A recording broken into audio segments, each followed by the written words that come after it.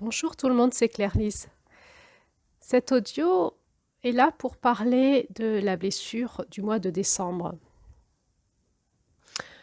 Alors, euh, c'est en lien avec un enseignement amérindien, donc je vais parler de la blessure qui peut s'activer quand on passe dans l'énergie de décembre, en lien avec cet enseignement amérindien que nous suivons sur ce podcast depuis janvier. Depuis janvier, nous étudions l'énergie de chaque mois de l'année en lien avec des contes amérindiens et un enseignement ancestral amérindien. Donc, on peut partir du principe que souvent, suivant cet enseignement ancestral amérindien, le mois de décembre a une énergie particulière sur la Terre. Et donc, cette énergie nous active tous d'une certaine façon. Et quand nous avons en nous des blocages à la circulation de cette énergie, eh bien, nous pouvons souffrir. Qu'est-ce qui crée nos blocages? Eh bien, ce sont nos blessures d'âme, nos blessures psycho-émotionnelles, et donc de l'esprit et de nos émotions, et aussi nos blessures, l'engrammage qu'il y a dans notre corps, nos blessures de corps, qui peuvent être intracellulaires, dans la mémoire intracellulaire jusque dans notre ADN. Donc quand je parle de la blessure de décembre, c'est la blessure qui peut se remanifester, qu'on a vécue tout le long de l'année, et qui en décembre peut se réactiver avec l'énergie de décembre. Ce n'est pas forcément la blessure que l'on vit en décembre, ça peut arriver qu'on vive cette blessure-là en décembre, mais c'est plutôt la blessure que l'on a engrammée à nous au fur et à mesure de nos expériences de vie, et qui peut se réactiver en décembre avec l'énergie de décembre. Nous avions vu que suivant cet enseignement amérindien et suivant le cycle de la roue de l'année, décembre c'est donc la fin de quelque chose, et donc nous célébrons, nous sommes dans une attitude de glorification. Le conte de décembre s'appelle Celle qui glorifie.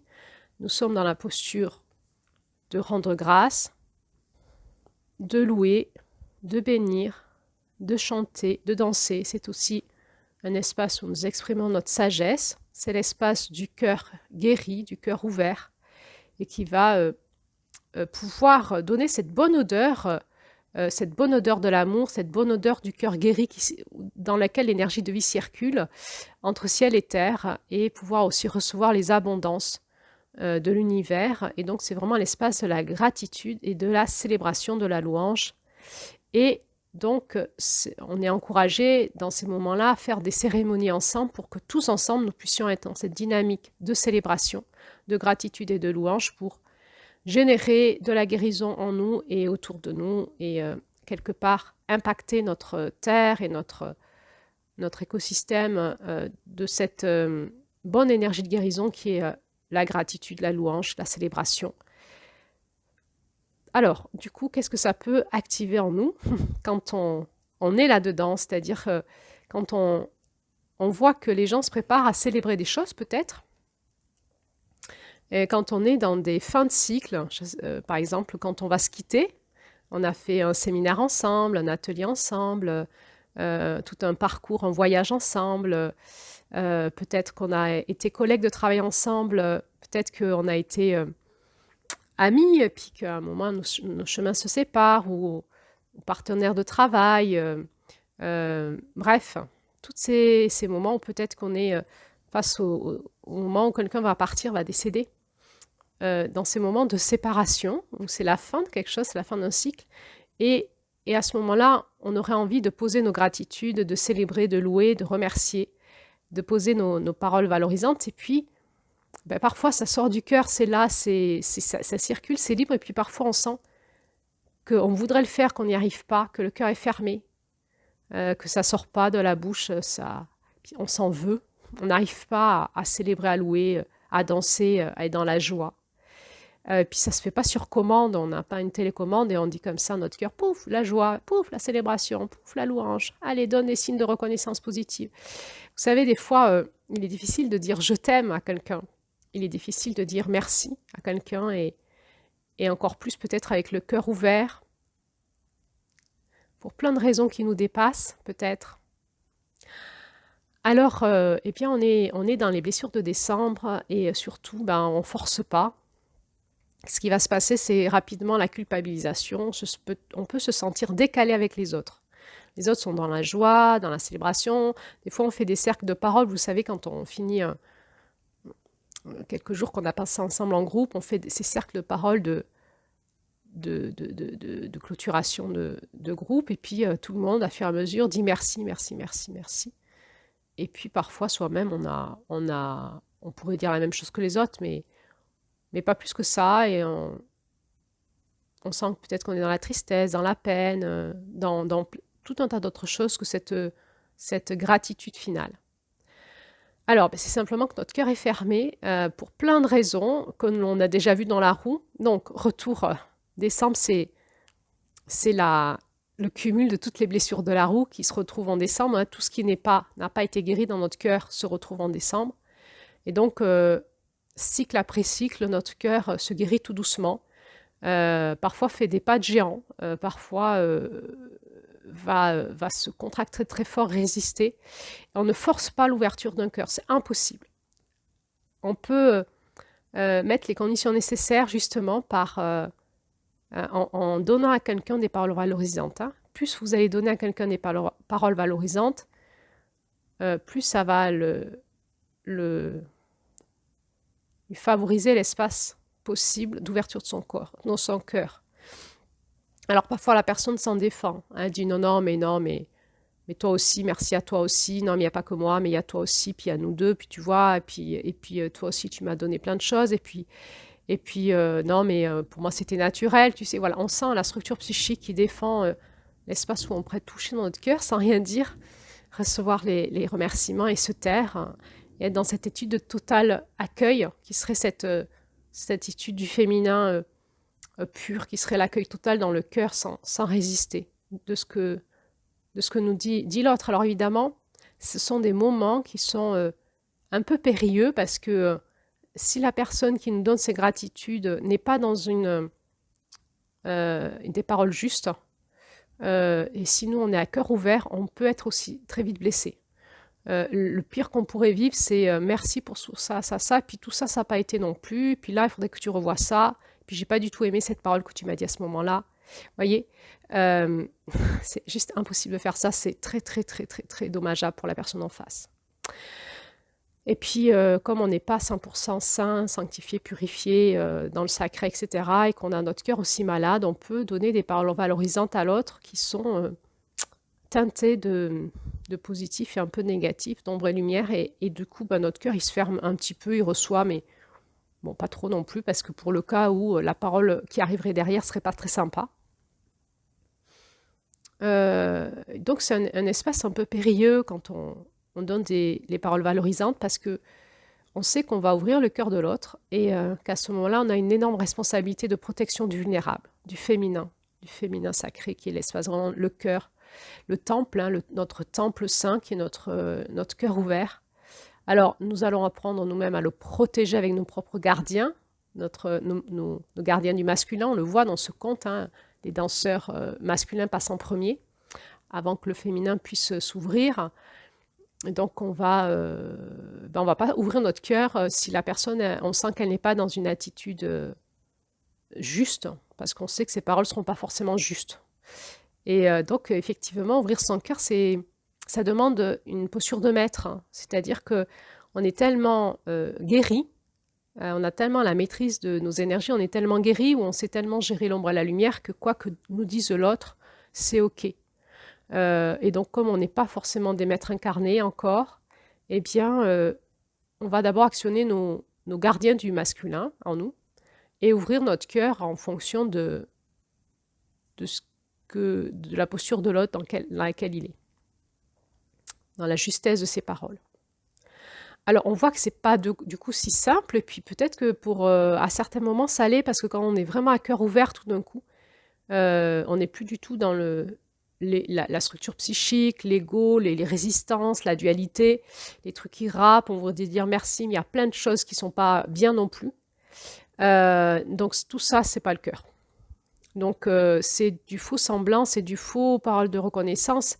Évidemment, il y a des moments où on voudrait tendre à ça, et Quand on se sépare, on voudrait quand même dire merci, mais si on n'est pas dans le cœur, ça peut déraper, la parole d'après, on peut faire mal à l'autre. Donc attention, ça m'est déjà arrivé,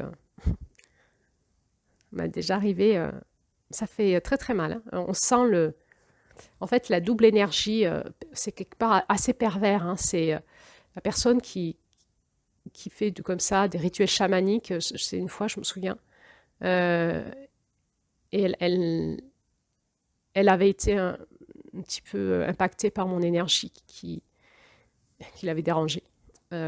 Et donc, elle voulait me donner une leçon de sagesse à la fin qui était complètement décalée. Parce qu'en fait, je la ressentais activée dans un espace de jalousie. En fait, elle était dans les blessures de son cœur. Et donc, on se dit au revoir. Moi, j'étais à cœur ouvert, j'avais passé des super moments avec tout le monde, j'étais super bien. Et j'étais vraiment dans la joie. C'était super bien. J'avais passé 2, 3 jours dans la nature avec un groupe, c'était super. On avait dormi à la belle étoile, on avait fait des feux. Enfin, c'était super. Moi, j'étais dans une espèce de petite fille intérieure, libre, très ouverte avec tout le monde. J'étais bien, comme dans ma famille, en fait. Et là, cette personne vient me voir et commence par me dire merci pour tout ce que j'ai amené et tout. Donc moi, je continue à être ouverte, sans méfiance et tout. Et puis l'instant d'après, elle s'est retournée et puis elle m'a balancé sa leçon de sagesse tout à fait dégueulasse. Eh ben, ça marchait, hein, ça m'a fait dégringoler et je suis partie complètement de traviole ces 3 jours passés avec eux. C'était il y a peut-être 4, 5 ans. Et je m'en souviens encore et je suis toujours peut-être pas tout à fait redressée. C'est-à-dire que j'ai toujours une dent contre cette personne dans mon cœur. C'est toujours pas passé, en fait, cette leçon de sagesse qu'elle m'a faite à l'envers, là, je la comprends de plus en plus. Je me dis, ouh, attention, à ces moments quand on dit merci, attention à ce qu'on dit. Elle m'a expliqué ça, finalement. La leçon qu'elle m'a donnée, c'est attention à ce qu'on dit quand on n'est pas ajusté dans notre cœur, qu'on dit merci.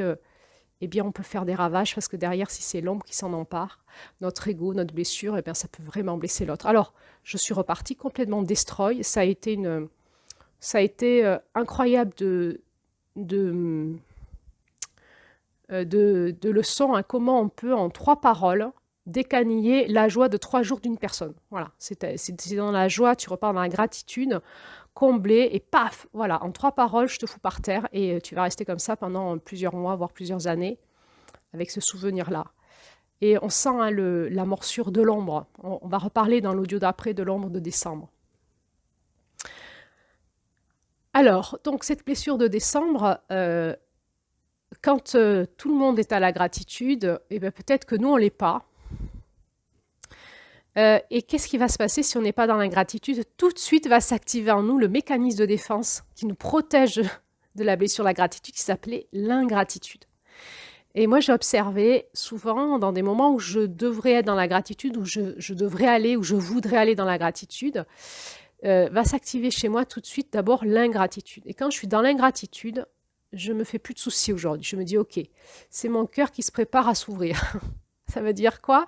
Je ressens toujours qu'à ce moment-là, il y a comme une purge qui se fait de tout ce qui empêche mon cœur de s'ouvrir. Donc d'abord, je passe par la couche de l'ingratitude.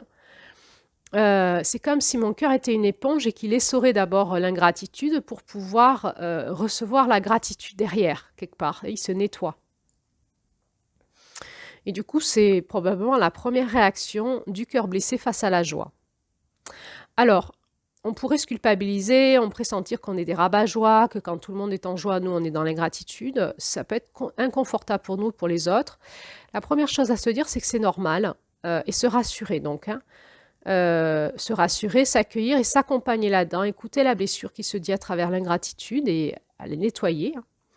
Et puis se dire que la gratitude va venir après avoir accueilli notre ingratitude. Première chose, c'est accueillir mon ingratitude, qui parle de mon cœur blessé, écouter, puis à un moment, la gratitude reviendra. Et donc aussi, à ce moment-là, peut-être que quand on est comme ça dans des groupes de célébration et puis qu'il y a des gens qui viennent, les rabat-joie, vous savez, qui viennent casser notre joie et qui sont dans l'ingratitude, peut-être que on aura envie de les houspiller, de dire allez dégage, laisse-nous dans notre joie, qu'est-ce que tu viens, rabat-joie. Et peut-être que si on a vraiment un cœur ouvert et pacifié, on peut aussi accueillir leur ingratitude, les rassurer en disant ok. Et c'est ok aussi. Et ça va, la gratitude viendra. Peut-être que vraiment, si on est dans une attitude d'écoute, comme nous enseigne cette lettre hébraïque P et P finale, combien on peut, par l'écoute et la parole juste, impacter la matière dans son côté le plus noir et le plus sombre. Et ça peut nous amener dans des guérisons miraculeuses, hein.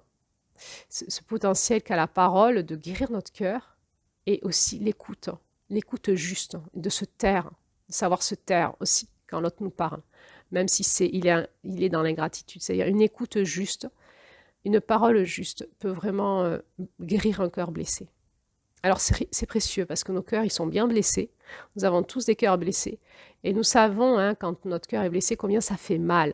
Ça fait mal au fond de nous, même physiquement, émotionnellement, psychologiquement, relationnellement. C'est vraiment, ça fait très très mal un cœur blessé. Et prendre soin des cœurs blessés, c'est important. Et donc prendre soin d'une autre et de l'autre. Et accompagner ce cœur blessé à la guérison. On va revenir juste derrière comment on accompagne nos cœurs blessés de décembre et les cœurs blessés de nos proches vers cette guérison. Et avant de parler de cette guérison, je vais parler de la deuxième blessure de décembre qui est là, qui est la blessure narcissique. Il faut bien comprendre que quand nous arrivons à la fin d'un cycle, nous allons nous prendre notre blessure narcissique en pleine figure. Et c'est important de le repérer parce qu'on croit qu'on est arrivé. Peut-être qu'on s'est pris le retournement de novembre et on a géré notre ombre, plus ou moins bien, on va dire, et on va se prendre à la fin des fins du cycle, dernière énergie, notre blessure narcissique. C'est quoi notre blessure narcissique? C'est Narcisse, c'est celui qui a découvert son image dans le reflet de l'eau et qui a compris que l'autre voyait quelque chose de lui. Vous savez, j'ai dernièrement fait une expérience qui m'a bien parlé là-dessus. Je suis partie 8 jours dans le désert et on n'avait pas d'eau pour se laver. On n'avait donc pas de miroir. On ne se coiffait pas, on ne se lavait pas. On se lavait juste à la lingette comme ça.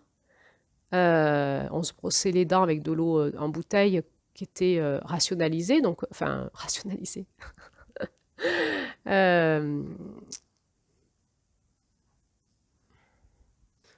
Enfin, vous avez compris quoi, c'était compté, quoi. On ne pouvait pas se laver à flot. Et ce que j'ai aimé pendant cette semaine dans le désert, c'est que finalement, on n'en avait plus rien à faire de l'image de nous-mêmes. Pourquoi? Parce qu'on ne se voyait plus. Tout le monde était au même niveau, tout le monde était mal coiffé, mal lavé. Quand on mettait la crème solaire, on était tout blanc, ça ne se voyait pas. Il y avait toujours quelqu'un qui venait nous dire « Attends, t'en as un peu trop sur le nez, là, je vais t'aider. » C'était vachement agréable. Parce qu'on s'en foutait, moi je m'en foutais de si ma crème solaire était mal mise, je ne me voyais pas et finalement les autres ils avaient compassion de moi, ils me disaient nous on te voit donc si tu veux je vais te donner un coup de main. C'était vachement agréable, tout le monde était au même niveau et le fait de ne plus avoir de miroir, de plus se voir, ça enlève totalement la question de oh, je me vois dans le miroir et oh, je suis pas belle. Qu'est-ce que vont penser les autres de moi? Quelle image je renvoie aux autres? Et tout de suite, le miroir, il nous met dans « je suis à la place des yeux de l'autre et je m'imagine ». Ce n'est pas la réalité. Surtout que quand on se regarde dans un miroir, on a une tête assez figée. Des fois, qui n'est pas notre avantage, c'est le matin ou c'est quand on est fatigué dans la journée. Et la réalité, c'est que notre image, elle est vivante, elle est toujours en mouvement. Il y a des expressions des yeux, du visage, ça bouge. C'est beau, en fait. C'est beau la vie sur le visage ou sur le corps d'une personne. Même sur le corps d'une personne qui a des formes, qui a des rondeurs, qui est vieille, qui a des rides, qui a une peau... vous savez, des fois, les personnes âgées vous disent « Ah, je suis pas belle, ma peau, elle pend de partout. » et tout. Moi, j'ai toujours trouvé beau le corps d'une personne âgée. Quand j'étais infirmière et que je leur faisais la toilette, j'avais souvent quelques réflexions, enfin, parfois. « Oh là là, mais mon corps, il est pas beau, vous avez vu et tout ça. » Mais j'ai toujours trouvé très beau, moi, le corps d'une personne âgée. C'est tout à fait... aléatoire en fait, la notion de la beauté ou pas, en fonction de ce que fiche notre structure psychique en fonction de certaines normes. Alors, la blessure narcissique, c'est quoi? C'est la blessure où on se sent pas belle, en fonction de certaines normes et de ce que nous ont dit les autres. Si toute la journée, tout le monde me dit que je suis pas belle, je vais être blessée. blessée dans mes émotions, dans mon cœur, je vais croire, je vais avoir honte de moi, je vais me sentir humiliée. Et si toute la journée on me dit que je suis trop grosse, j'ai une blessure narcissique et je ne vais pas aimer mon corps, je ne vais pas aimer mes rondeurs, mes formes. Si toute la journée on me dit que mes cheveux frisés, c'est trop la honte, je ne vais pas aimer mes cheveux frisés. Si toute la journée on me dit que mes yeux marrons, c'est ce qu'il y a de plus moche, ça ressemble à des yeux de cochon, eh ben, je vais rêver d'avoir des yeux bleus. Et chaque fois que je me regarde dans un miroir, que je vois mes yeux, je voudrais les arracher, etc., etc. Donc la blessure narcissique, c'est en lien avec ce que le regard des autres, quand le regard de l'autre critique ma forme, mon image, et quand moi je me regarde dans un miroir et que je me critique ma forme que je vois, parfois en fonction du regard des autres, conditionné par le regard des autres ou par le regard de mes propres blessures, de ma propre estime de moi. Alors, ça va impacter forcément immédiatement l'image qu'on a de nous-mêmes, parce que même si j'ai pas de miroir, si on me dit que je suis trop grosse, dès que je vois mes cuisses, je dis oh, regarde ces grosses cuisses et tout. Mais si on me dit que je suis trop maigre, dès que je vois mes jambes fluettes, je dis ah là, je suis trop maigre. Donc même si j'ai pas de miroir, je peux me regarder et me dire que je suis moche. Donc il va y avoir cette image de nous-mêmes et ça va impacter l'estime de soi. Comment c'est l'estime de moi si je me sens trop grosse ou trop maigre? Ou un corps trop rigide, ou trop ridé, ou trop je sais pas quoi, pas assez de trucs, voyez.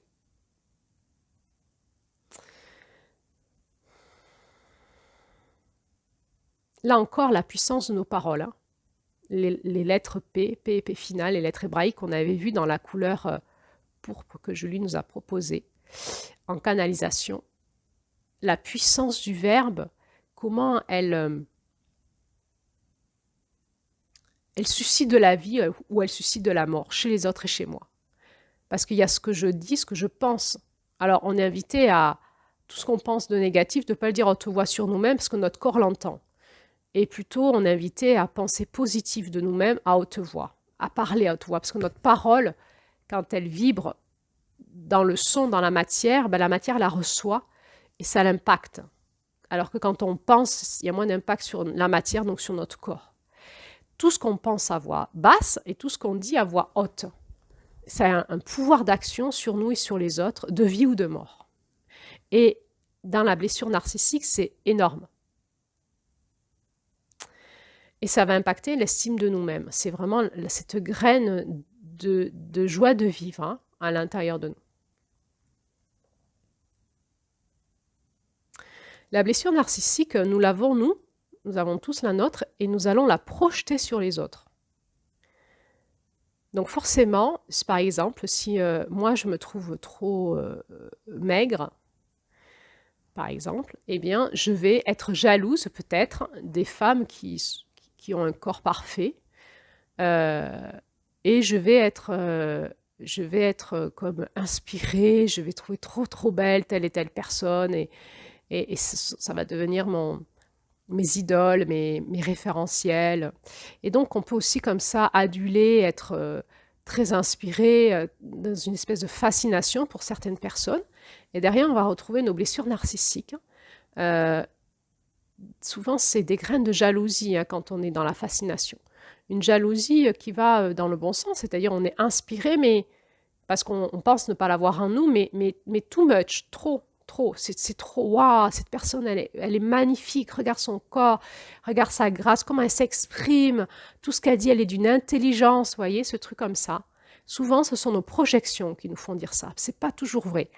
Quand on est dans notre cœur et qu'on est en connexion avec ces personnes, et que ces personnes savent aussi être authentiques et vraies, parce que la blessure narcissique va nous amener, nous, par rapport à nous-mêmes, à vouloir cacher nos failles narcissiques et peut-être soit à se rétracter, à ne pas rentrer dans la lumière et à rester dans l'ombre et à être dans une espèce de timidité maladive ou de jamais vouloir s'exprimer, laisser toujours les autres s'exprimer, passer en lumière, comme ça nous, on est tranquille, on ne va pas être impacté dans nos blessures narcissiques, parce que forcément, le fait de passer public, le fait de passer dans la lumière, on travaille notre blessure narcissique.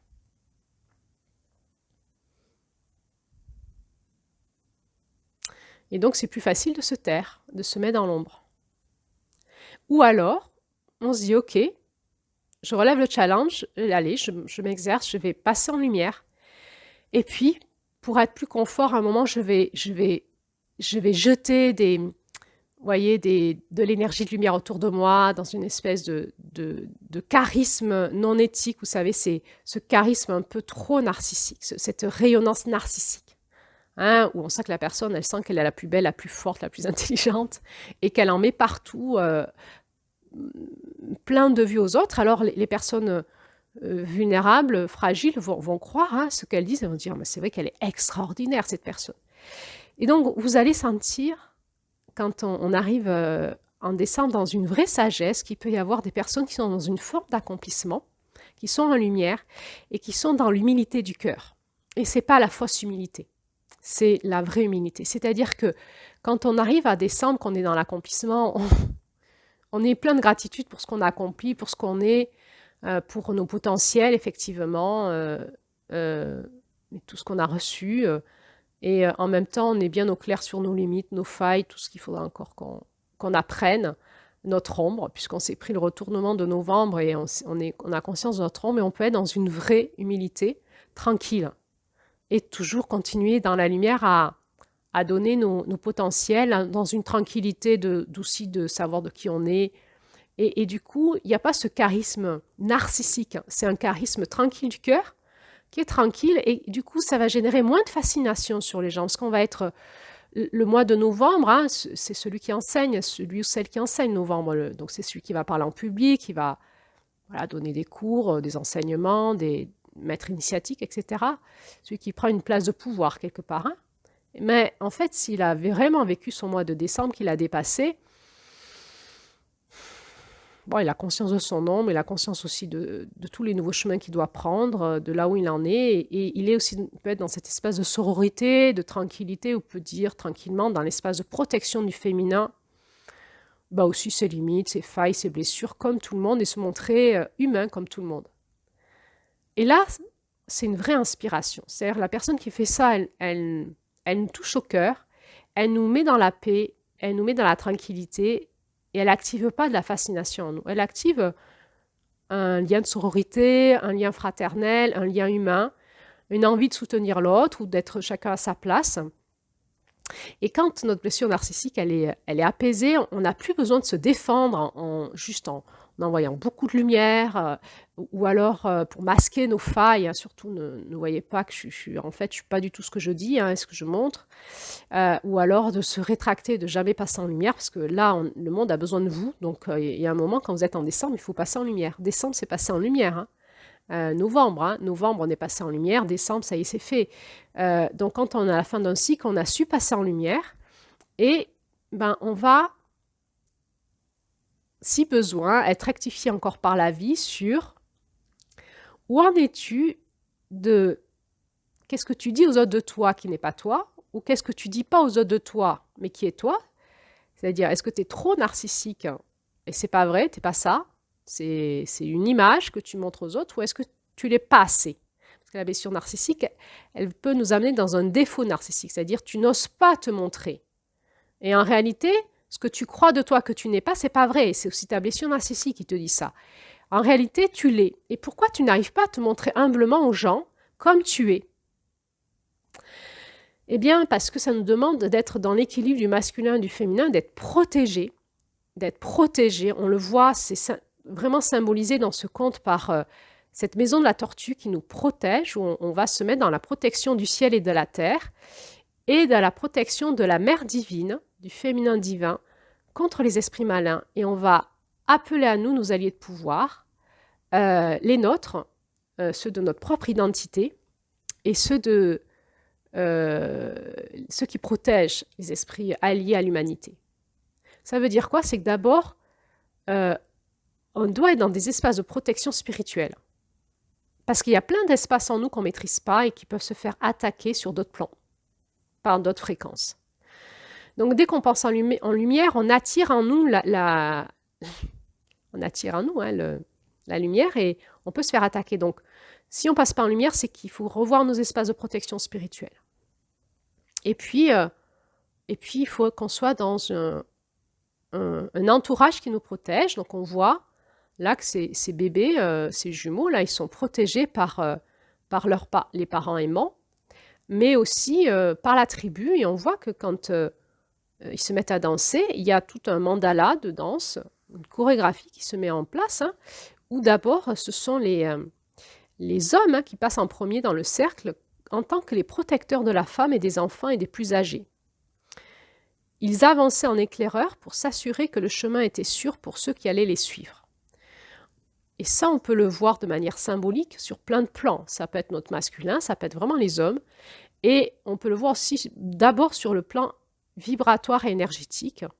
Est-ce que notre masculin et les hommes, en général, qui sont quand même plus connectés au ciel et aux fréquences du haut, hein, comme on le voit dans l'énergie de cette roue février, mars, avril, hein, février, quand même le masculin divin, et avril, c'est celle qui voit loin et qui est capable de retourner dans les champs de l'intangible et justement aussi d'aller travailler dans les espaces de protection. Ça, c'est notre masculin et c'est aussi la facilité qu'auraient les hommes, plus que les femmes, parce qu'ils sont plus connectés à leur centre de force énergétique du haut, alors que nous, les femmes, sommes plus connectées au centre énergétique du bas de la Terre, de par notre configuration neurologique, génétique et biologique, en fait, et donc énergétique.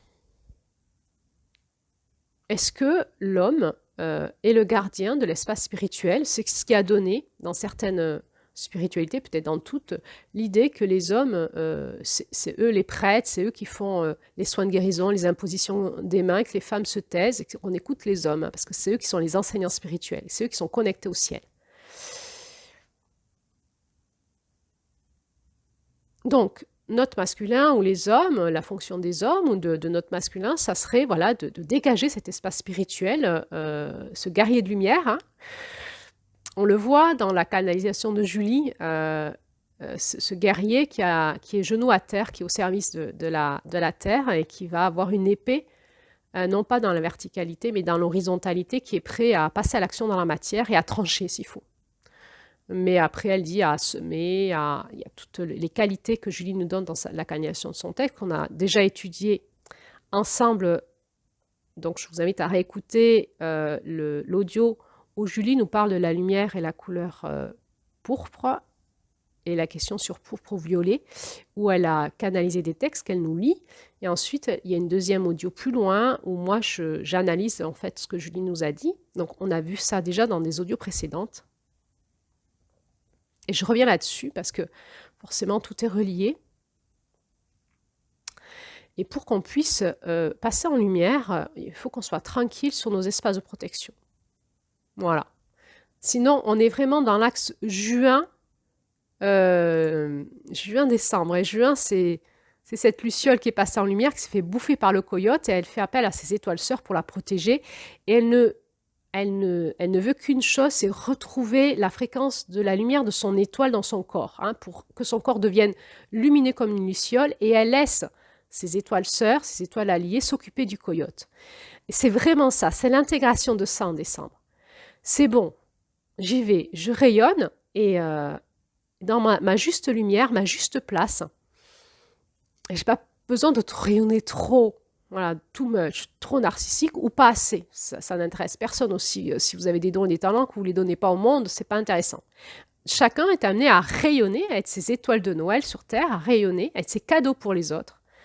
Et à s'entraider dans chacun. On s'encourage, hein, on s'encourage dans notre rayonnement. On sait que c'est pas facile de rayonner, alors on s'encourage les uns les autres. Et on se protège les uns les autres. On protège les plus vulnérables d'entre nous et nous-mêmes, on est protégés par les plus forts en fait d'entre nous qui nous protègent. Et on fait cette matrice de protection ensemble pour permettre à notre lumière de s'éveiller dans la matière. Et on a conscience de l'énergie du coyote, mais en décembre, elle est réglée. Le problème est réglé. C'est en juin qu'on apprend. En décembre, c'est fait. Alors on voit, si on regarde le mandala de la danse, que les plus âgés s'installent aux places d'honneur autour du cercle. Il nous est dit qu'il représente les années de sagesse qui avaient rassemblé le cercle de la tribu dans l'unité. Hein, on peut vraiment honorer les anciens qui nous ont permis d'être là aujourd'hui ensemble et être ensemble dans l'unité. Comme une grande famille élargie, on peut se poser la question, hein, quand nos familles sont explosées, comment les anciens ont participé ou pas à cette explosion. Des fois, ce sont les anciens qui nous ont explosés. Parfois, ils n'ont pas su faire garder l'unité familiale parce qu'ils ont laissé le coyote s'infiltrer. C'est compliqué, hein, compliqué la systémie familiale. Et puis, parfois, ils savent garder l'unité et on s'aperçoit que quand les anciens décèdent, on ne se retrouve plus. On sait qu'il y avait une maman ou un papa où on se réunissait autour des anciens, puis qu'une fois qu'ils sont partis, on ne se réunit plus ensemble et d'autres anciens vont fédérer d'autres groupes, c'est-à-dire que si c'est nous qui devenons les anciens, ben nous allons fédérer autour de nous nos enfants, nos petits-enfants et nos arrière-petits-enfants. Et on ne reverra pas la famille élargie, sauf s'il y a une grande-tante, une arrière-grande-tante qui fête ses 90 ans ou ses 100 ans, où tout d'un coup on va faire une énorme cousinade autour de la grande-tante pour célébrer ses 100 ans. Donc on voit que les anciens fédèrent autour d'eux, hein, et ils sont quand même les représentants de l'unité. Et puis les hommes vont venir dans ce cercle des anciens déblayer tout ce qui pourrait être dangereux, et ensuite arrivent les femmes et les enfants, et les plus petits, et elles sont reliées à la fréquence de la Terre. La fréquence de la Terre, cette danse, elle est en lien avec célébrer le grand mystère, mais aussi en lien avec se mettre avec la fréquence de la Terre, avec le rythme de la Terre. On va retrouver cette notion de rythme en janvier. Pourquoi je parle de ça ici, dans la blessure de décembre? Parce que quand on va aller dans essayer de guérir à notre ingratitude, de guérir à notre blessure narcissique aussi, dans la peur de rayonner ou dans le fait que parfois, quand quelqu'un se met à rayonner, on se moque de lui. Vous savez, on l'a tous fait. Quand un enfant a une idée de génie et qui naïvement il le dit au groupe familial et on se met à rire tous ensemble, où il y a son frère ou sa sœur qui est un peu jaloux, qui le castre là, qui lui dit non mais c'est moche ce que tu as fait, c'est nul, mais non mais... Et le petit, vous voyez, sa lumière, elle était rayonnante, toute naïve et tout, puis d'un coup, et on le sent blessé dans son cœur. Donc nous, en tant qu'adultes, on doit réagir, on doit protéger la lumière de cet enfant et aussi protéger la lumière du frère ou de la sœur jaloux. C'est compliqué de prendre soin de chacun. On a tendance à soit à dire au frère ou à la sœur jaloux, arrête, ça suffit, fous-lui la paix, il a raison, ou soit à dire, à rien dire et à prendre le petit par la main et dire, mais moi je l'aime bien ton dessin, tu sais. Et comment on fait pour maintenir l'unité familiale? C'est vraiment l'intelligence du cœur. Et la sagesse des anciens va nous aider. La sagesse des anciens va nous aider. La sagesse, ou notre sagesse à nous. On convoque notre sagesse et l'intelligence du cœur pour guérir tout le monde, pour garder l'unité collective. Et puis on convoque notre masculin pour dégager, peut-être que derrière dans l'énergie il y a plein de trucs dégueulasses dans la famille là qu'il faut dégager. Ils sont où, là, les gardiens spirituels de nos familles, là, pour dégager tous les trucs dégueulasses dans l'égrégore familial, dans l'inconscient collectif familial, tous les trucs dégueulasses au niveau énergétique et spirituel? Eh bien, souvent, quand nos familles ne vont pas, c'est que c'est chargé au niveau énergétique et spirituel aussi.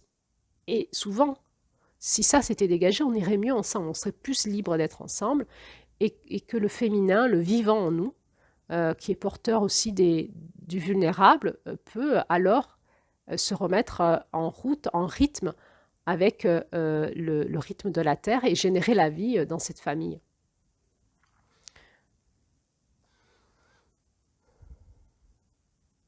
Donc l'enseignement de décembre, il est à la fois individuel et collectif. Et on a tous une guérison à avoir individuelle et à générer de la guérison dans le collectif. Quelle est notre place dans le collectif quand les blessures narcissiques s'expriment? Alors ça donne quoi? On se moque, il y a de la jalousie derrière, on se moque de l'apparence des gens, de leur lumière, c'est de l'humiliation, c'est de la castration, c'est tout un tas de choses pas sympathiques qui vont s'exprimer là. Il peut y avoir des énergies un peu perverses, c'est-à-dire on dit ouais c'est bien, mais en même temps t'as vu, et hop, on donne l'inverse en même temps. L'arrogance, dire ouais toi tu sais faire ça, moi je sais mieux faire que toi, hein. ça peut générer en nous la sensation d'être incompris. C'est-à-dire, on est en train de donner notre lumière et les autres nous envoient des trucs pas sympas et en fait, on n'est pas compris. Donc, on va se construire dans cette sensation d'être incompris dans le groupe. Il peut y avoir quelqu'un qui s'active dans la notion du juge. C'est bien, c'est mal, c'est ça, c'est pas ça, tais-toi, etc. Et ça peut vraiment nous blesser. Ou nous-mêmes, on peut être un juge et on peut aussi voir notre juge intérieur quand on voudrait exprimer notre beauté qui vient nous dire non mais tais-toi, t'es un peu moche aussi. Ça peut générer de l'indignation sur nos réactions. Hein, quand on passe en lumière et qu'on vient nous castrer, on peut s'indigner, on peut être amer. On peut nous aussi castrer les autres. Si on l'a beaucoup été dans notre enfance, on va faire pareil. On ne va pas supporter que quelqu'un finalement réussit là où on a échoué, alors que nous, on a été castré par les autres et que lui, il est soutenu par le groupe. Eh bien, on peut comme ça venir, comme si de rien n'était, le castrer par une parole, comme ça.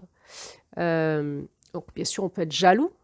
Et puis, ça va générer tout cet apport de phénomènes dans la blessure va générer des cuirasses dans notre corps et on peut vraiment avoir une sensation de douleur au niveau de la poitrine, qu'elle soit au niveau des muscles du cœur, mais aussi de tous les muscles autour de la cage thoracique.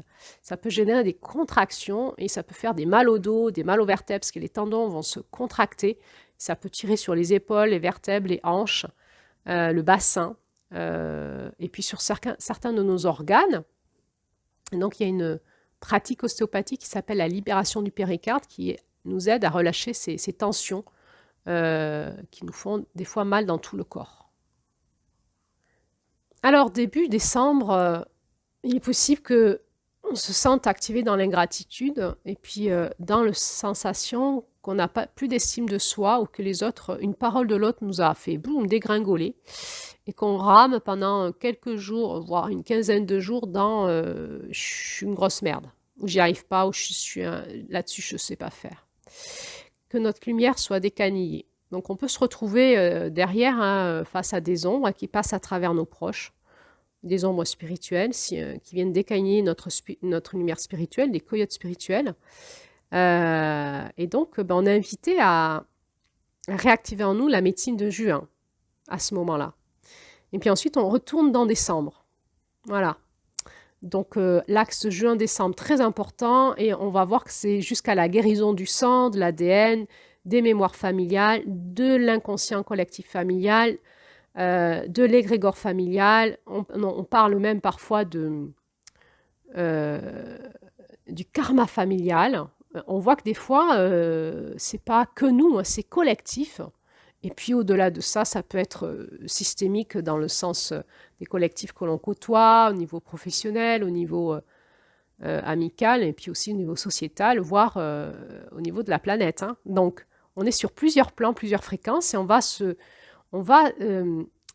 cycle après cycle, s'entraîner à dégager ça pour pouvoir, l'objectif étant quoi? Étant de pouvoir tenir notre lumière dans notre corps, et à être à notre place dans les groupes que l'on côtoie, que ce soit dans notre famille, stricte ou élargie, mais aussi dans nos cercles d'influence, qu'on soit à notre place et qu'on soit capable de rayonner à notre juste lumière et de se prendre la blessure narcissique des autres sur nous. Parce que qu'est-ce qui va se passer?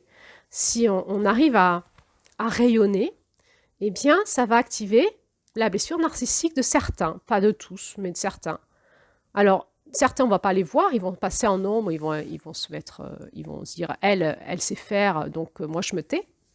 Et non, en fait, on aurait eu besoin de toi, j'aurais eu besoin de toi, et tu t'es tu, et moi ça m'a fait du mal, ça m'a déséquilibré dans l'interdépendance. J'avais besoin de toi, tu n'étais pas là, parce que tu t'es fait avoir par ta blessure narcissique, et tu t'es dit, elle c'est mieux que moi, elle rayonne plus que moi, et moi je suis rien, donc elle prend toute la place. Non.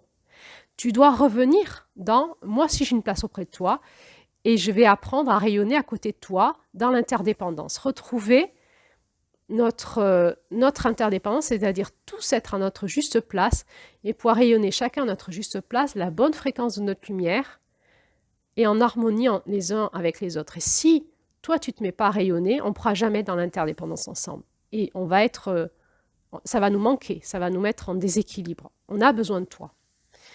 Alors, donc, quand on rayonne, soit on se prend la blessure narcissique des autres inversée, ou soit on se prend la blessure narcissique des autres qui vont activer tous les petits tyrans dont je vous ai parlé tout à l'heure, et on va se faire bousculer. On le voit dans ce conte, cette femme, elle a un destin. Cette femme, elle a un destin, lune de crépuscule. Elle a un destin et son destin, ça va être d'amener deux jumeaux, deux êtres spirituels qui sont dans la complétude spirituelle, qui vont représenter les nouvelles générations sur Terre. Et ça commence mal pour elle. On pourrait se dire, est-ce que quand on a un grand destin, on est obligé de passer comme ça par des vies de merde, quoi, pour pouvoir intégrer en nous la puissance de notre guérison? Peut-être, je n'ai pas la réponse à ça. Ça s'observe souvent, je peux dire quand même, mais je ne voudrais pas faire des généralités.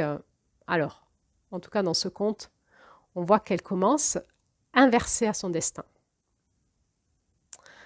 Elle va pas être soutenue par sa mère. Sa mère, elle va mourir. Elle ne va pas être soutenue par son père. Son père va l'abandonner. Ce masculin protecteur l'abandonne. Et d'ailleurs, la tribu avait dit que c'était les mères qui s'occupaient des adolescentes. C'est une très bonne chose. Peut-être que c'est aussi la sororité. C'est les femmes qui s'occupent des femmes. Les pères, il ne faut pas que les adolescentes embêtent leur père. Il était dit dans cette tribu. Et donc, le père avait dit à sa nouvelle femme, « Occupe-toi de ma fille », et avait lâché l'affaire. Donc, il y a une forme quand même de démission, de manque de conscience du masculin, du père.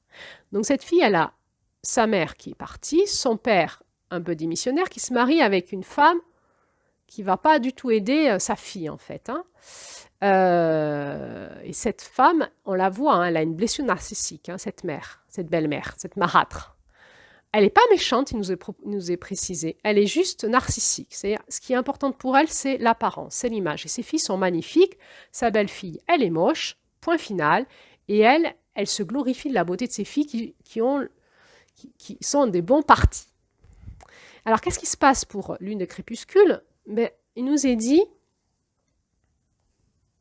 que du coup, elle ne se sent pas du tout à sa place avec les autres et dans la tribu. Voilà, donc on sent qu'il y a le problème de la place, le problème aussi de l'identité, qui suis-je, quel est mon nom, ce conte nous ramène sur l'identité. Et on voit tous les noms sont intéressants à explorer dans ces contes. Lune de crépuscule, c'est la lune donc, qui est quand le soleil se couche, que la noirceur de la nuit commence à arriver. Et elle a donc cette identité qu'elle n'arrive pas à incarner. D'ailleurs, il nous est dit, quand elle a guéri, voilà ce qu'il nous est dit sur lune de crépuscule, une fois sortie de son chagrin, la jeune fille avait développé une sensibilité aux sentiments des autres. L'empreinte de ses anciennes souffrances s'était transformée en quelque chose de bien plus beau que sa beauté physique. Cette lumière intérieure qui brillait dans son regard, celle de la réunification dans son oranda du masculin et du féminin sacré, les rayons de grand-père soleil au couchant se mêlant à la lumière argentée de grand-mère lune quand elle se lève. Et là, donc, elle a pu, dans sa guérison, incarner totalement son nom. Lune de crépuscule, je vais répéter la beauté de ce nom. Elle avait donc une lumière intérieure qui brillait dans son regard, celle de la réunification de son oranda, du masculin et du féminin sacré, les rayons orangés de grand-père soleil au couchant, se mêlant à la lumière argentée de grand-mère lune quand elle se lève. Mais donc, au démarrage de sa vie et de son enfance, elle ne se sent pas à sa place avec les autres et dans la tribu. Et elle se dit quelque chose dans sa tête elle est tellement moche qu'elle ne trouvera jamais un compagnon. Or, son destin, quand même, c'est de devenir la femme du fils du chef et de faire passer les nouvelles générations sur Terre, c'est-à-dire de vraiment d'incarner les fréquences les plus hautes dans la chair, dans cette tribu. C'est-à-dire, c'est une femme qui va faire passer les plus hautes fréquences, les âmes des plus hautes fréquences dans cette tribu. Donc, elle a un sacré destin en tant que femme. Mais elle part dans une misérabilité incroyable et elle n'est pas du tout aidée, ni par son père, ni par sa mère qui est morte, ni... Alors peut-être que sa mère qui est morte devient une ancêtre qui va l'aider ailleurs, hein, ça c'est possible aussi, qu'elle va être guidée par sa mère sur d'autres plans. Mais elle va être ni aidée par sa belle-mère, ni par ses belles-sœurs, ni par ses copains-copines, parce que tout le monde va faire ce qu'il faut pour qu'elle soit bien dans sa blessure narcissique et lui faire croire qu'elle est la plus moche, la plus ridicule, la moins intelligente et qu'elle est quantité négligeable, on ne la regarde même pas, ou si on la regarde, c'est pour se moquer et s'humilier d'elle. Et pourtant, la fin du conte finira que toute la tribu célébrera elle et ses enfants et son couple. Magnifique, aime le redressement. Donc on nous dit qu'elle n'est pas gracieuse, qu'elle est maladroite, et on voit que la blessure, elle est jusque dans son corps, elle est engrammée dans son corps. Elle se fait moquer par les autres filles sans indulgence. On lui donne des surnoms cruels, l'identité. L'identité, on lui donne des surnoms cruels. Alors que c'est lune de crépuscule, on lui donne des surnoms cruels. Elle se fait exclure des autres filles. Elle n'a jamais eu la moindre parole d'encouragement. Elle est complètement ignorée. Et elle a des réflexions désobligeantes de ses autres sœurs. Tout ça lui a brisé le cœur. Elle a un cœur brisé. Comment elle va faire pour s'en sortir? Dans ce désert de féminin bienveillant, comment on fait pour s'en sortir quand c'est le désert du féminin bienveillant autour de nous et en nous-mêmes? Comment on fait pour s'en sortir quand on est une femme qui reçoit dans le linéage que du féminin cassé, brisé, non fonctionnel? Et comment on fait pour nous restaurer notre féminin, devenir une femme guérie qui va faire passer des hautes fréquences sur Terre? Alors, on doit d'abord avoir une guérison spirituelle. Ce qu'on va aller faire, c'est aller rencontrer notre mère spirituelle dans la forêt. Elle part dans la forêt pour pleurer, et symboliquement, la forêt, c'est notre inconscient. Il faut qu'on aille rencontrer dans notre inconscient, dans l'espace intérieur en nous, notre mère spirituelle. Pour restaurer la vie en nous, en rencontrant l'amour universel en nous, dans un endroit sécure en nous, où on va pouvoir laisser couler nos larmes et entendre la consolation intérieure. La guérison, elle est spirituelle. Elle se passe en nous. Nous devons retourner en nous, dans cet espace spirituel de notre féminin sacré, pour rencontrer la Mère divine, qui va venir nous consoler, qui va venir nous donner ses paroles valorisantes, qui va venir nous permettre de pleurer, qui va nous rencontrer avec l'amour universel. Dans nos pays chrétiens, on dit que c'est l'énergie de Marie. En tout cas, c'est l'énergie de la Mère divine et de la Mère spirituelle, qui contient l'amour de la source du féminin, et qui va nous permettre de retrouver cette matrice en nous contenante et sécure dans laquelle on va pouvoir laisser couler notre chagrin et restaurer la vie en nous en écoutant cette fréquence, nous parler avec ses paroles reconnaissantes, ses paroles valorisantes, et qui va nous consoler de l'intérieur. Donc c'est intéressant de voir qu'elle va dans la forêt et puis qu'elle entoure de ses deux bras une pousse d'arbres de coton. Moi, dans mon cœur, ça me parle tellement de douceur. Elle est allée chercher la douceur. Elle est allée se mettre embraser avec son corps et ses énergies le besoin de douceur, la douceur, la bisonne blanche, hein, la douceur du coton, la douceur du doudou. J'ai besoin de douceur, de ce féminin bienveillant plein de douceur. Il nous est dit que cette mère spirituelle, elle incarne la compassion et la bienveillance, et elle va la trouver là.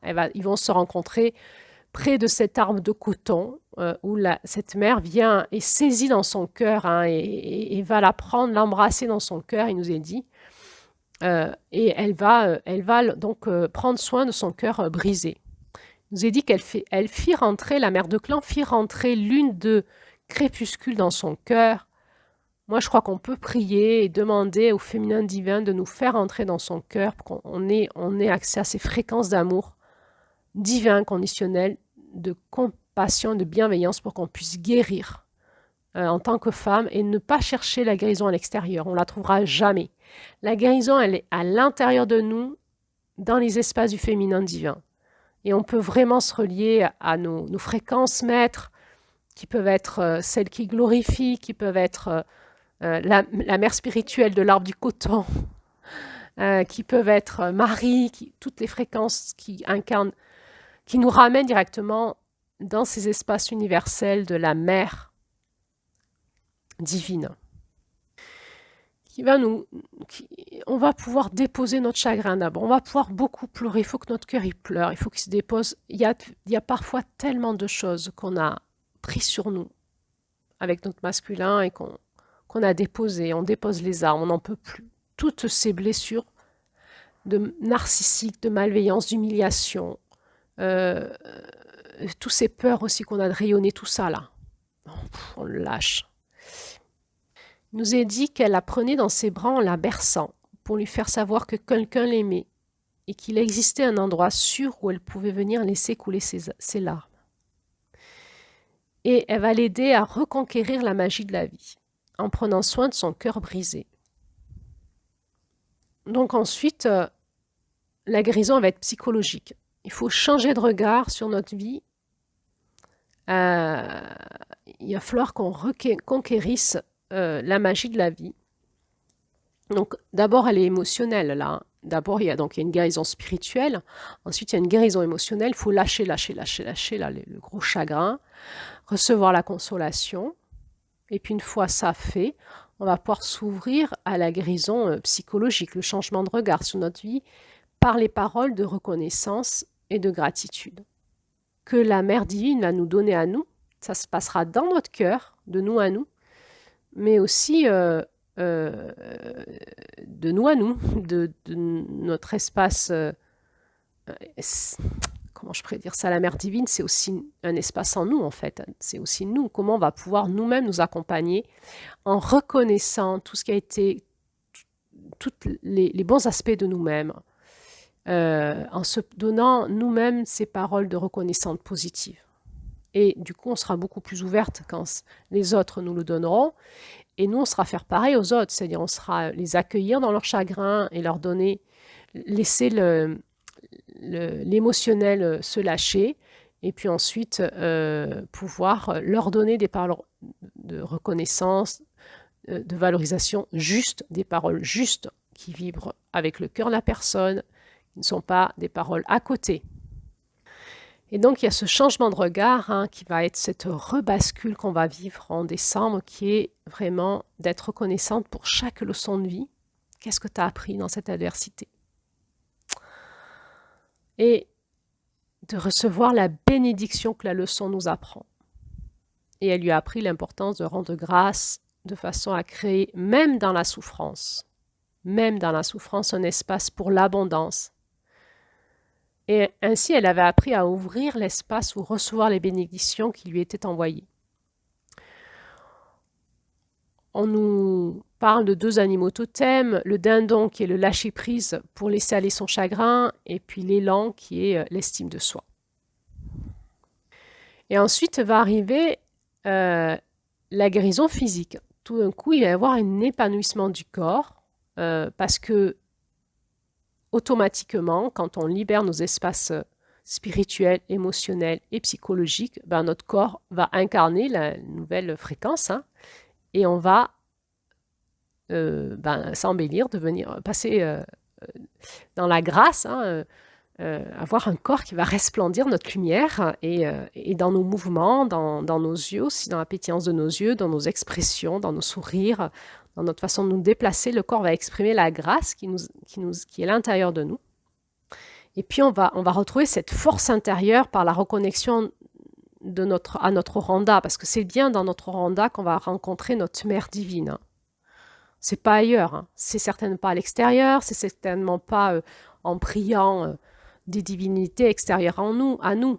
Là, on le sait maintenant en décembre, on a fait tout le parcours de la roue et on sait que la Mère divine, on la rencontre à l'intérieur de notre Oranda.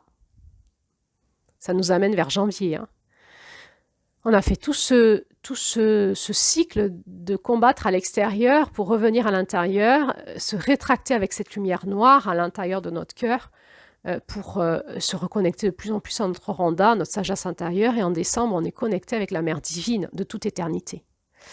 Et c'est bien dans notre Oranda qu'on va trouver la consolation, les paroles de reconnaissance, de valorisation, Et c'est parce qu'on est connecté à notre Oranda que notre corps va l'incarner et on va retrouver cette force intérieure en nous qui va nous permettre de ne plus être impacté par les blessures narcissiques des autres. Quoi qu'il dise sur nous, notre Oranda nous dit c'est vrai, c'est pas vrai. C'est-à-dire que dans notre humilité, quand l'autre il me dit quelque chose sur ma lumière, si c'est vrai, mon Oranda, elle va rire, elle va dire il a raison.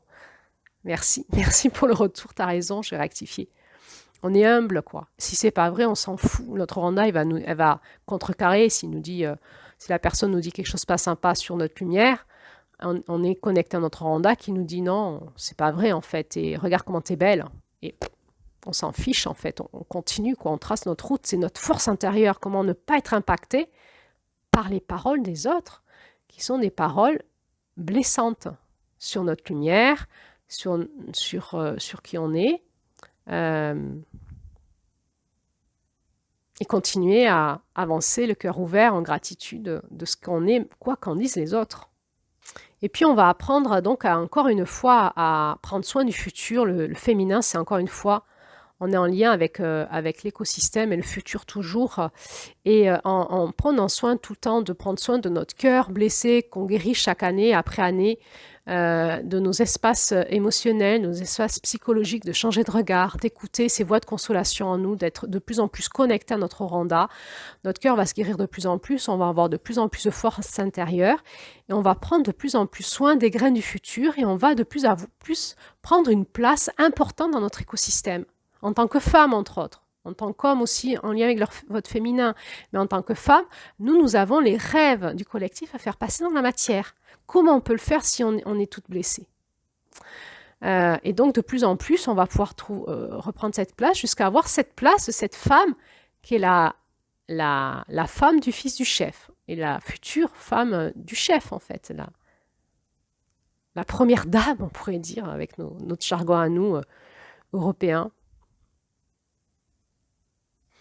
Redevenir une reine. Une reine, c'est pas faire de l'abus de pouvoir sur les autres et avoir utilisé l'énergie du peuple pour son propre narcissisme et ses propres envies de possession matérielle et une fausse sagesse. Être une reine, c'est vraiment être dans une posture d'humilité, au service de l'humanité, en tant que femme, mais en ayant récupéré notre royaume intérieur, notre souveraineté d'être. Et Julie nous le dit dans le texte sur rouge, pourpre, violet. Il nous est dit dans ce texte que Julie a canalisé pourpre, violet, les premières paroles qu'elle reçoit en canalisation sont les suivantes. La protection du rayon de celle qui glorifie est profonde. Elle touche au cœur de la nouvelle humanité qui renaît de ses cendres et a transcendé tout obstacle à sa souveraineté.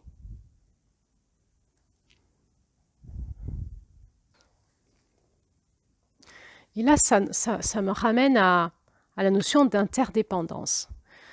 Comment pouvons-nous être interdépendants les uns les autres? Peut-être que c'est ce qu'on aspire tous, hein, cette intelligence du collectif, hein, cette intelligence de la Terre. Tous interreliés, tous interdépendants, sans perdre notre souveraineté d'être, c'est-à-dire chacun à sa place dans l'écosystème.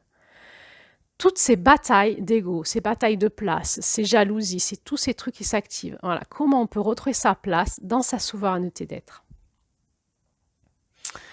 Et certains ont une place d'être la fille, la belle-fille du chef, hein, la femme du fils du chef. Si c'est pas ma place, pourquoi je serais jalouse d'elle? Merci d'avoir fait le travail, parce qu'on voit que c'est un énorme travail d'arriver à ces fréquences-là, d'incarner ces fréquences. D'incarner ces fréquences.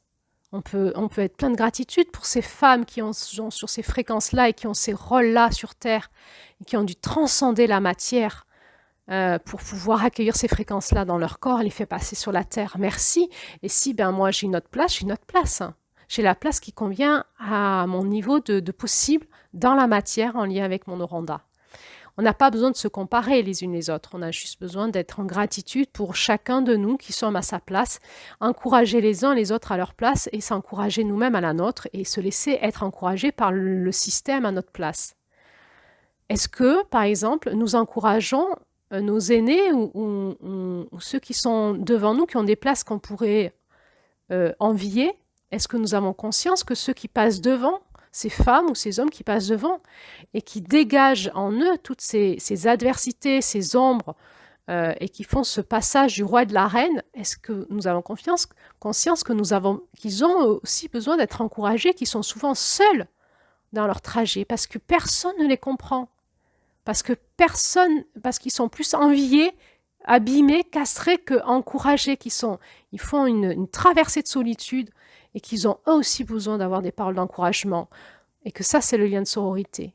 Qu'on peut encourager nos aînés ou personnes qu'on voit qui tracent une route sur des destins difficiles, mais qu'on pourrait envier naïvement parce qu'on est dans notre blessure narcissique. Si on arrêtait tout ça et si on disait « Waouh, je te vois tracer, je vois que c'est dur pour toi et que tu réussis, je t'encourage, je te protège, je te bénis. Vas-y, merci de faire ce travail pour nous. Comme ça a l'air dur, ta place, et nous, on est là avec toi, on t'encourage. » Waouh. Parce que l'autre, à côté, en face, plus haut, sur sa place, elle est seule. Elle a besoin d'être encouragée. Et c'est elle qui va venir vous encourager à vous. Mais qui l'encourage à elle?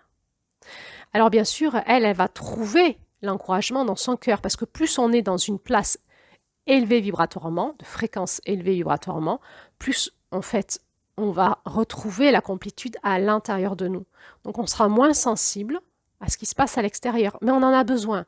C'est l'enseignement de la sororité, de la grande femme qui marche de novembre. On a besoin d'être en place dans notre masculin et d'être en lien avec notre souveraineté d'être et de manifester au monde notre puissance. Et on a aussi besoin, dans notre féminin, de déposer à la terre, à nos sœurs, nos difficultés et d'être encouragés par nos sœurs au même niveau dans la sororité. On est toutes pareilles. On n'est pas sur les mêmes roues, mais on est sur les mêmes challenges humains. Plus vous êtes sur une roue plus petite en fréquence vibratoire, moins vous avez de responsabilités dans l'humanité. Et plus vous êtes sur une roue haute au niveau vibratoire, plus votre responsabilité sera grande. Et du coup, mais vous vivez les mêmes adversités. C'est-à-dire à chacun à son niveau vibratoire vit la même roue. C'est les mêmes challenges. Et donc, nous avons besoin de nous encourager les uns les autres, de nous donner des paroles valorisantes, de nous donner des cadeaux, d'être dans cette fréquence de la grande bisonne blanche.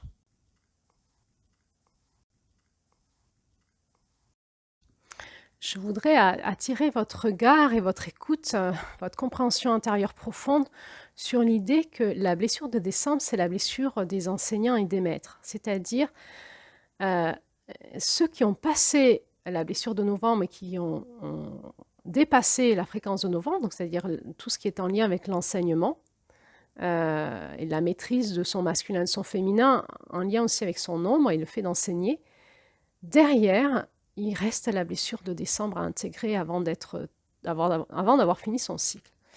Ce que je voudrais vous nommer là, c'est que vos maîtres enseignants, qu'ils soient de l'enseignement, de la connaissance quelconque ou spirituelle, sont très impactés par la blessure de décembre, et entre autres la blessure narcissique. Et ils ont besoin de tout votre soutien. C'est dur pour eux. Et on les voit vriller, nos maîtres initiatiques, nos enseignants. Ils vont se faire choper par la blessure narcissique à un moment. C'est très difficile. Plus on a une responsabilité, plus on a un enseignement puissant et fort, plus on va se faire happer par notre blessure narcissique. Ils doivent gérer beaucoup d'attaques sur eux. Et parfois, ils ont beaucoup de soutien aussi. Et c'est ce qui leur fait passer le cap. Mais ils vont devoir trouver en eux leur équilibre. Et c'est dans leur cœur qu'ils vont trouver ça. Alors, c'est vrai qu'on observe des personnes dans notre société, par exemple, qui semblent être des leaders sociétals, qui se font happer. Donc, on pense aux hommes politiques, évidemment, parce qu'il peut y avoir des hommes politiques qui ont un vrai appel à l'intérieur du cœur et qui, à la fin, finissent par se faire happer. Mais on en voit d'autres qui tiennent la route et on sent les maîtres. On sent leur âme qui a une fréquence de maître, qui Ils se font pas, ils tiennent les chocs narcissiques, comment on les détruit, on les castagne publiquement, comment on essaye de les détruire, et en même temps, on sent tout un engouement du peuple, d'un collectif qui les soutiennent totalement. Alors attention, parce que plus on va les porter au nu, plus on risque de les faire chuter dans leur faille narcissique. Hein. Donc, comment on soutient nos leaders qui ont un vrai destin à accomplir sur Terre, à incarner, qui vont devoir traverser ce descente pour arriver à être ce chef ou ce fils du chef, quoi. Et à incarner cette fréquence maître de ces jumeaux, hein, en eux-mêmes déjà. Eh bien, comment on peut soutenir nos leaders? Eh bien, en leur donnant notre juste soutien, notre parole juste, et en faisant attention aussi comment on pourrait se laisser fasciner par eux. Et ça ne serait pas juste parce qu'en leur donnant notre fascination, on les fait chuter. Moi, j'ai vu beaucoup de personnes fascinées, et finalement, les maîtres se font happer par la fascination des gens, et ils ne se rendent pas compte, et ils vrillent dans le côté narcissique, et dès qu'on leur fait des critiques, ils se rigidifient, puis ils vous tapent dessus, en fait. C'est-à-dire, ils vous castrent. C'est-à-dire qu'à un moment, on ne peut plus leur dire ça ne va pas non plus, quoi. Donc, parce qu'ils ne sont plus dans leur cœur, tout simplement. Et comment nous, on peut être dans notre cœur et le leur dire. Et aussi, il y a besoin de contre-pouvoir. Ils ont besoin de contre-pouvoir, nos leaders. Hein. C'est-à-dire qu'à des moments, quand on sent qu'ils vrillent, le leur dire de l'espace de notre cœur, en sachant que s'ils ont trop vrillé, on va se faire défoncer, nous aussi. Parce qu'ils ne sont pas contents qu'on leur dise ça, parce qu'ils sont devenus trop narcissiques. Donc c'est compliqué. Et on voit bien que cette dernière étape de la blessure narcissique, elle est faite à chacun, elle nous est présentée à chacun de nous dans nos petits niveaux de maîtrise, j'ai envie de dire. Et puis plus on a de la responsabilité dans un écosystème, plus ça va être dur, plus nous avons aussi une responsabilité, une co-responsabilité de les soutenir de manière juste, à la fois en les soutenant par des paroles valorisantes, et à la fois aussi parfois en leur disant de l'espace de notre cœur, j'ai l'impression que là tu es en train de vriller un petit peu. Voilà. Et s'il est dans son cœur, il va vous dire merci. Merci de m'avoir dit, je ne l'avais pas vu, et merci. Ça m'a aidé. Donc, d'où l'importance de parler de cœur à cœur et dans notre propre humilité aussi, et pas dans la dualité, pas dans la réaction à nos failles. Et puis, si c'est vous qui êtes en place de leader, tenir tout ce que vous recevez en paroles dévalorisantes et aussi en paroles valorisantes. C'est-à-dire qu'il y a des paroles valorisantes qui ne sont pas favorables pour vous, qui risquent de vous faire briller en fait. Du coup, être dans votre centre, et le centre, c'est être vraiment connecté à nos espaces de notre oranda, de notre cœur profond, notre masculin, notre féminin, à ce féminin divin en nous, à ce qui est la justice divine. On est en fin de roue, on a tout intégré. On est relié à janvier, février, donc le féminin et le masculin divin, à notre onde de forme, à Mars, la dualité. On a dépassé à tous nos espaces du ciel et de l'âme, avril, mais à pouvoir être totalement en lien avec notre oranda dans notre corps. Juin, tout l'espace du coyote, intégrer notre lumière dans notre ADN, dans notre sang. Juillet, tout l'espace de la famille, la sexualité sacrée, du couple sacré. Août, ce féminin qui s'est déblayé tout ce qui n'est pas favorable à la vie et qui s'est vraiment allé à l'intérieur, ramener à une nouvelle naissance pour vraiment ramener ce nouveau mois. Septembre, féminin sacré, toute l'initiation importante de septembre en lien avec tous nos espaces vulnérables et les espaces cosmiques, multidimensionnels, multi-énergétiques. Nous avons la conscience de ça. Nous allons basculer dans le monde des étoiles, la femme du soleil couchant. Octobre, nous savons tisser. Nous savons que le tissage est là dans l'intangible. Il est dans les multivers, il est universel, sur Terre et dans les cieux. Entre nous et dans tous les espaces cosmiques, nous sommes en train de tisser la nouvelle humanité ensemble. Nous savons nous relier à cette toile de lumière. Novembre, nous savons enseigner, nous savons rectifier avec le masculin, nous savons aider les autres, nous savons aussi être dans notre humanité, nous connaissons l'ombre de notre féminin, nous savons être avec nos sœurs dans notre humilité aussi, et se laisser contenir par la matrice des femmes. Et décembre, eh bien en décembre, on a tout ça en nous. Et bien parfois, quand on a de la responsabilité, au niveau national, même peut-être au niveau cosmique, peut-être au niveau international, qui sait, peut-être à nos petits niveaux dans nos groupes d'influence, eh bien, c'est un petit peu les Jeux Olympiques à l'intérieur de nous, parce qu'on a toutes les lunes qui travaillent en nous pour qu'on puisse garder notre axe, malgré quoi qu'il se passe à l'extérieur, pour être en place, à notre juste place, dans notre juste vibration, le plus possible le cœur ouvert, dans l'humilité et dans la gratitude.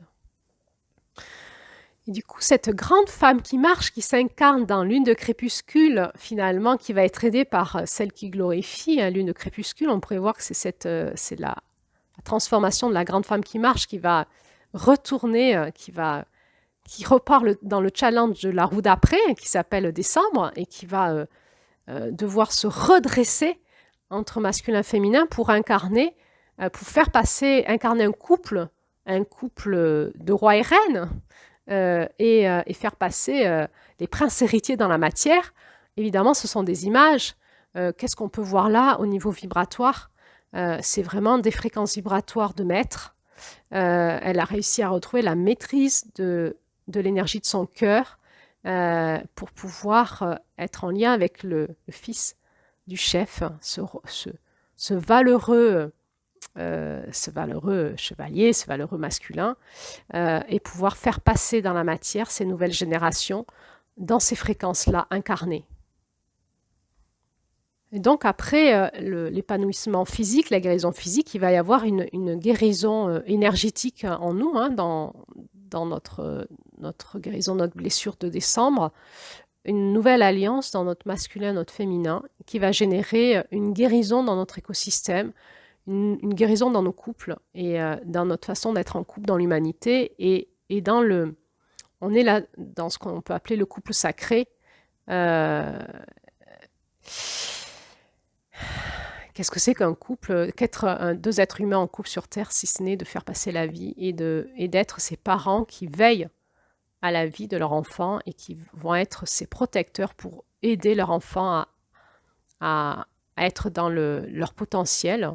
Et donc, en guérissant en nous nos blessures, nos potentiels, et en étant à la fin de ce cycle, en étant dans cette posture de guérison totale, dans notre masculin, notre féminin, on va pouvoir incarner ce couple sacré en nous et aussi avec l'autre, évidemment avec un homme qui a fait le même chemin en lui, et pour pouvoir ensemble faire une grande œuvre sur Terre au service de l'humanité, au service de faire descendre la lumière du ciel sur la Terre, descendre pour incarner cette nouvelle humanité, ce nouvel homme, dans une conscience beaucoup plus christique universelle.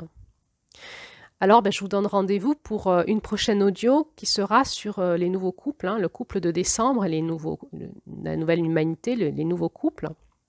Et en attendant, on va avoir d'autres audios. Une sur l'ombre de décembre, la prochaine.